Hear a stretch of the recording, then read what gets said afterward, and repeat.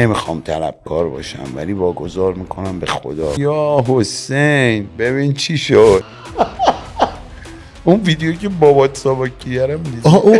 چیزهایی که دیدم در مورد بچه 7 ساله من گفتم. این مامان من همه دیدن دیگه، من میشه.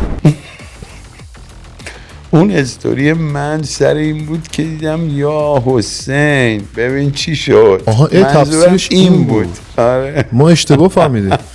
یعنی نمیخوام توجیه کنم و میخوام فقط توضیح بدم این که گفتم یا حسین ببین چی شد. یه ماجرایی که خیلی سهون و خیلی در از کج دوست داشتی توضیح بدین بود. هر چی خودتون نه دوست من دارید. خیلی معذرت میخوام. نمیخوام طلبکار باشم ولی واگذار میکنم به خدا خیلی از چیزهایی که دیدم در مورد بچه 7 ساله من گفته میشه. یعنی ما باید یه خود انسان هم باشیم دیگه، یعنی اینقدر هم انسان نیستیم.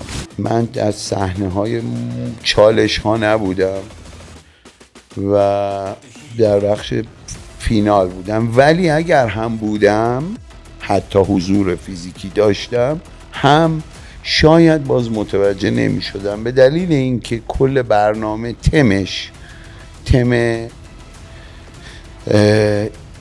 ایران و مثلا تم در از تاریخی ایران باستان هست.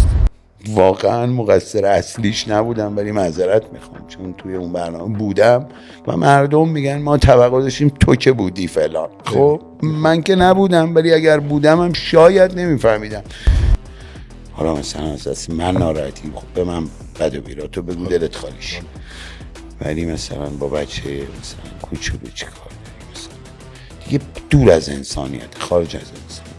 چون در اصل نیت اصلی اون برنامه این بود که بگیم آقا ما میخوایم ایران باستان رو پاس بداریم، احترام کنیم. 2 گروه تشکیل میدیم، مادها پارسا اسماشو رو گذاشتیم فلان، تم برنامه اونه فلان، یعنی اومدیم ثواب کنن کباب شدن دیگه در اصل. حالا در یک پلانش این اتفاق افتاد. حالا اینکه تعبیرهای دیگه آی گذاشتن زیر پاشون دارن از اون شاید میشن، اینا دیگه خود خصمانه است. اون ویدیویی که بابات ساواکیارم دیدی؟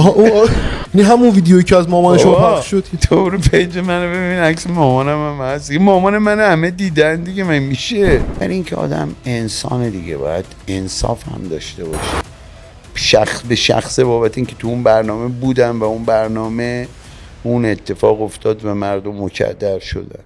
این معذرت خواهی من از ته دل.